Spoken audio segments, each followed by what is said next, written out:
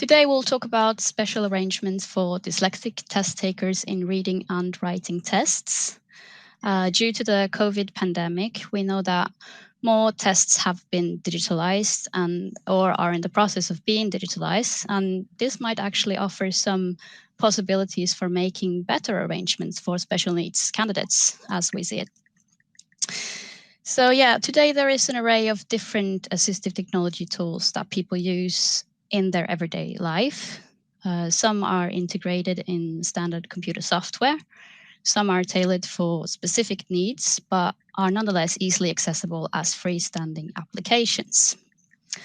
But which of these tools to offer for special needs in a language test, if any, is a very difficult question. Our presentation then will focus on Skills Norway's process of amending the test regulations for dyslexic test takers. The process is not yet completed and there are more questions than answers, but we do hope that by sharing some of the questions and concerns that we've come across so far, it could prove useful to others working with special arrangements in digital tests as well. So if I could have the next slide, please.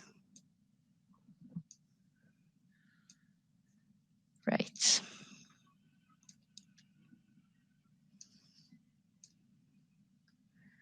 I think it's actually the previous slide. If you could jump back one, I think. Yeah, good, perfect. So last year, we were instructed by the Norwegian Ministry of Education to do test trials of digital tools for dyslexic candidates. Several stakeholders had been pushing for a change on behalf of these candidates, implying that special arrangements offered up until then were not letting candidates with dyslexia show their full language potential in tests, and that digital assistive technology tools should be allowed. We conducted a test arrangement for adult candidates with dyslexia. In these trials, the candidates were offered to use assistive technology tools on the tests, but these were mock tests and the results did not appear on the candidate certificates. Next slide, please. Thank you. We set up the trials at all the adult education centers across the country. Each candidate took 2 reading tests and 2 writing tests, one of each with and without assistive technology tools. The idea was to compare the test results and see how the assistive technology tools might contribute to a higher score or result on the tests. And our instructions were to test the digital tools on candidates who had documentation of dyslexia. This proved very challenging, and we learned that most of second language learners with dyslexia have little or no chance to get a proper documentation of their disadvantage. Teachers informed us about many candidates who most likely had dyslexia, but for various reasons were lacking the documentation. The main issue is that schools and skilled personnel simply lack the right tools or advanced training to make a diagnosis of dyslexia for second language learners. One consequence of that on our side was that we didn't get a sufficient number of people to take part in the trial. We decided to set up a few additional requirements for participation. Among them that the candidates should have reached a certain level in oral skills that was A2 level. The reason being that chances of candidates on a beginner's level having a diagnosis were at a minimum, as at an early stage, dyslexia is so often dismissed as language difficulties or simply poor language skills. The other requirement was that the candidates should be familiar with the use of assistive technology tools before the actual test trials. But in the end, we managed to recruit very few participants. 16 altogether partook in the trials, so the quantitative results did not give us much information. We did, however, get feedback from the participants, and the qualitative results show that when the candidates were given access to digital aids, they experienced the test situation less stressful, and also they evaluated their own performance to be better when they had access to the tools. Yeah, so the trials did give us some information, but the number of participants was far too low to be a basis for any analysis. There simply aren't enough candidates in a Norwegian context, or at least we couldn't get hold of them. So decisions about what to allow further on would have to be based on professional judgment rather than results from the trials we set up. Yes, and Hanne will now take you through that part of it. Yes, thank you, Stine. Next slide, please.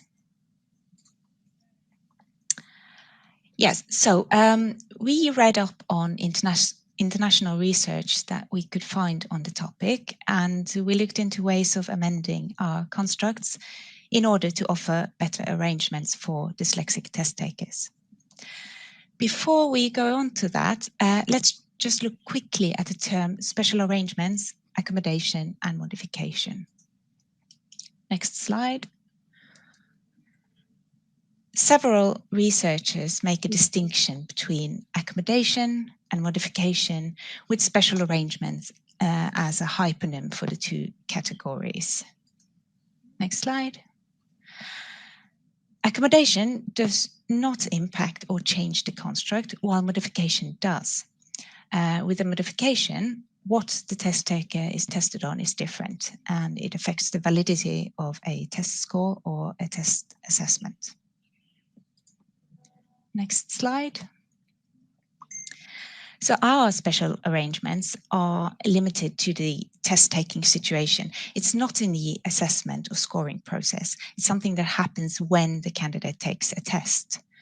And our guideline is to always strive towards all kinds of accommodation as long as it's practically possible. Modification, on the other hand, will normally not be offered, but can be considered in very special circumstances, and we will be getting back to that later. Next slide.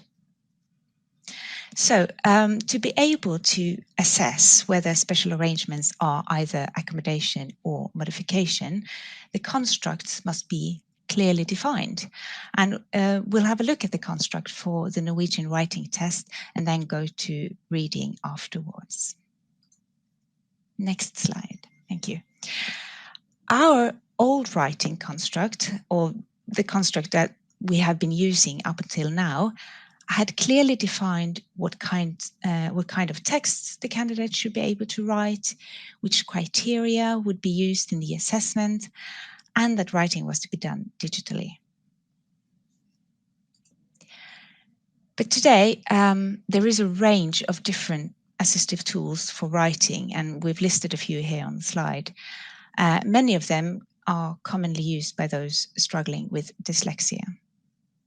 The problem was the way the old construct was defined, it wasn't always clear whether these aids would affect the construct or not, because writing in itself wasn't clearly defined.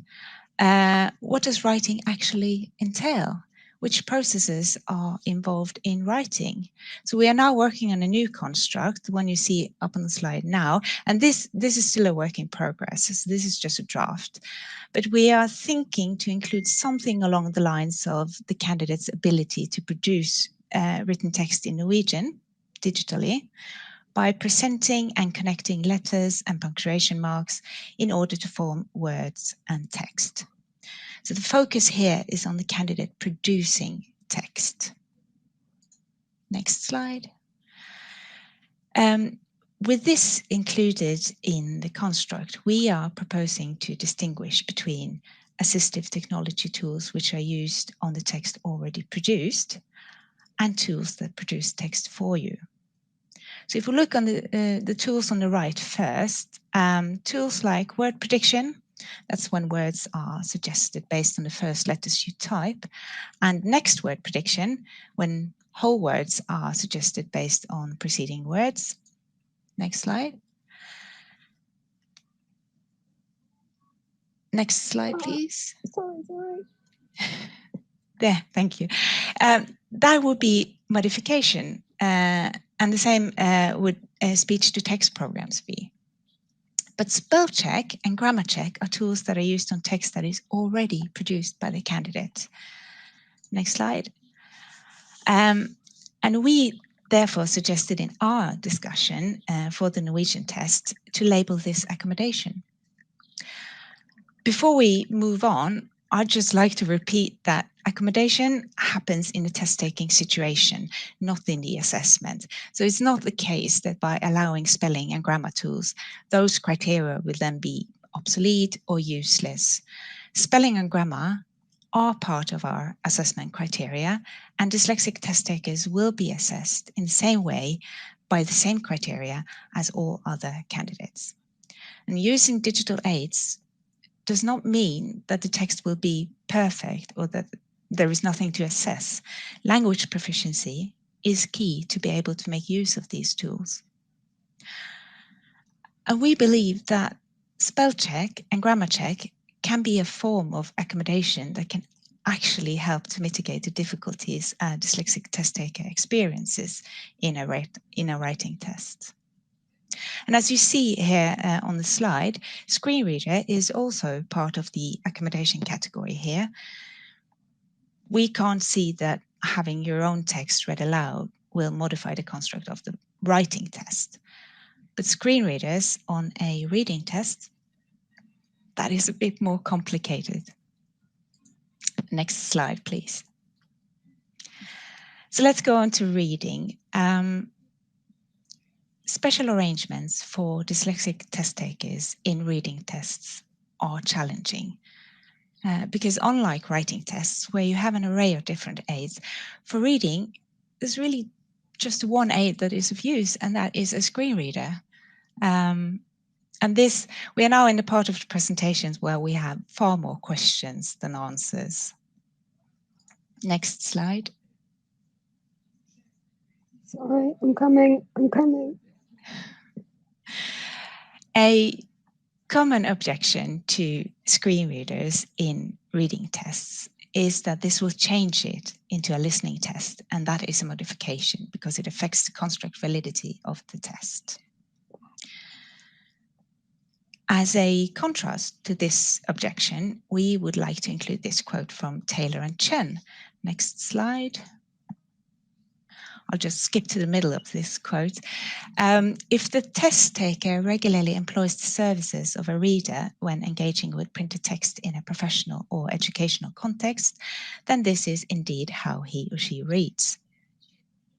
Now, this quote is from a paragraph concerning special arrangements for visually impaired candidates, but we think it's just as relevant for dyslexic test takers. This is how many with dyslexia read. And whether screen readers in a reading test is a modification, well, that depends on the construct. Next slide, please. So in our team, we've had long discussions about constructs versus accommodation and or modification. And in this slide, we've included some of the questions we discussed. What is reading, really? Which processes are involved? Is reading limited to visual decoding? Is reading the same now as it was 50 or even 10 years ago? Do digital texts change how we read? And can reading be different things for different people? We also spent time talking about the role of our language test in society and possible expectations that stakeholders have to the reading test and the test certificate.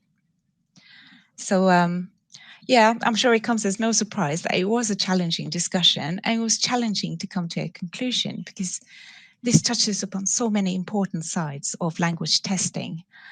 But after much discussion, it was decided that visual or tactile decoding of letters, tactile to include Braille, that is part of our reading construct. And that would put screen readers as modification. As we said in the beginning, modification will normally not be offered, but can be considered in very special circumstances.